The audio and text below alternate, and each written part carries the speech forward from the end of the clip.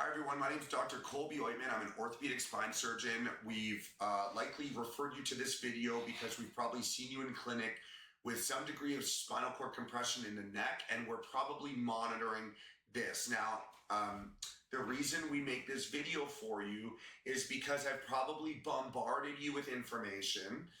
A lot of this is not that easy to take in. It's actually a very difficult diagnosis to understand, even for health professionals.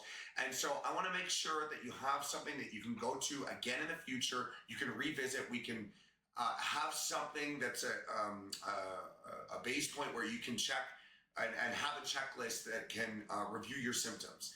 And so I'd like you to watch this every few months as much as necessary to be able to monitor this.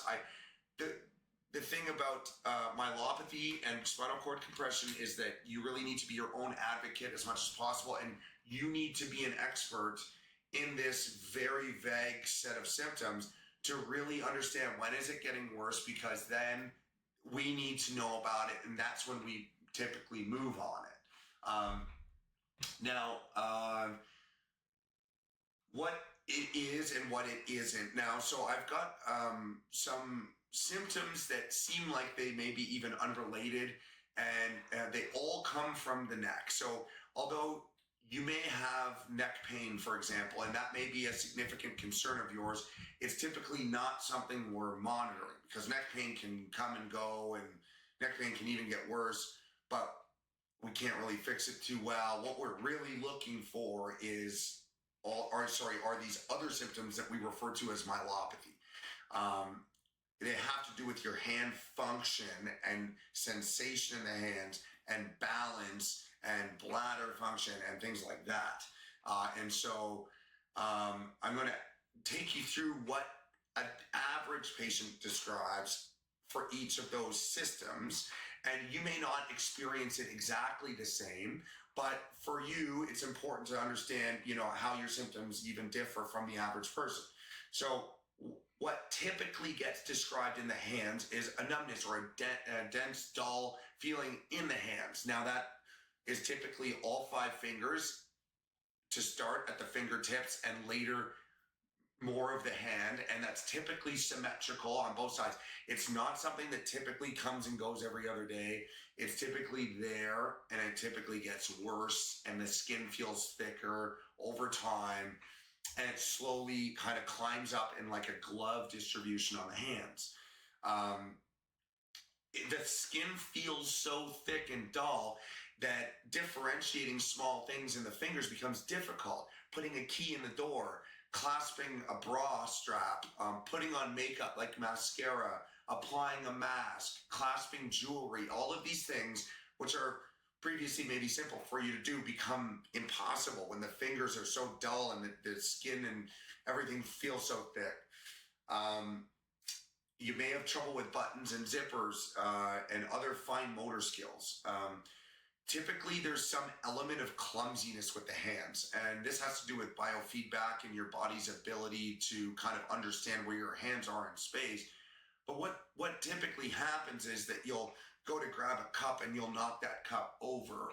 You'll go to clean the dishes and you'll notice that you're dropping these dishes and breaking things more frequently than usual. Even some people, describe themselves in their own words as clumsy. However, they'll notice in the last year or two, things are deteriorating. Things are becoming more clumsy than usual. I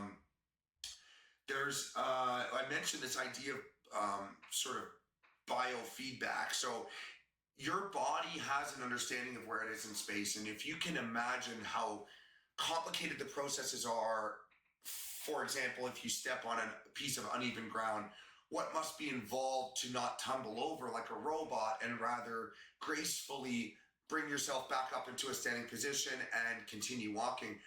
There's a lot of back and forth communication from the spinal cord into the nerves and back to allow that graceful movement. And you'll notice as the spine becomes more myelopathic and it's less able to make these calculations quickly.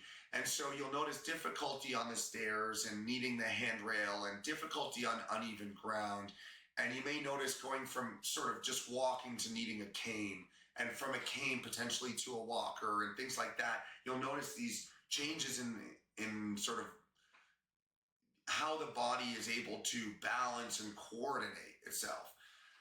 I have a list of questions. I think that it would be good for you to ask yourself and revisit every 3 months at least, maybe even more frequently than that. Do you have trouble with the sensation in the fingers? And is that changing over the last month or so, for example? Are you able to button a shirt or do the zippers on your coat, for example, just articulating the zipper together and then bringing it up? Are you able to use tweezers or nail clippers, any bathroom tools that are small and require a bit of finesse and grace? Are you having trouble with those? When you're getting dressed, do you notice problems with the shoelaces, for example, or anything? We mentioned the bra straps, any clasps of part of your clothing. Have you noticed any trouble with in terms of doorknobs or opening jars with your hands? Anything that requires a bit of grip strength? Some people mention that holding a hammer is difficult. You really have to counterbalance the weight of that. There's some certain tools that really do require a bit of grip strength. If you've used any of those, you notice that. Have you done the dishes recently? And if so, have you noticed any dropping of the dishes, breaking of plates, breaking of dishes? Any spilled drinks recently, misjudged hand placements that you found unusual for yourself? Have you felt that your handwriting has changed? It's become typically more sloppy in the last few months? Have you noticed it? If you use a computer, have you noticed typing or texting speed or changes in errors and any other sense of feeling clumsy on stairs or uneven surfaces? Have you been catching your foot on the curb? Some people notice that they didn't have to previously watch their feet on the stairs, but now they really need to watch where their feet are to not catch the foot on the stairs. Have you been rushing to the bathroom? Something we haven't mentioned yet was the urgency. Typically, there's a bit of urinary urgency in getting to the toilet. Is that something that you've noticed?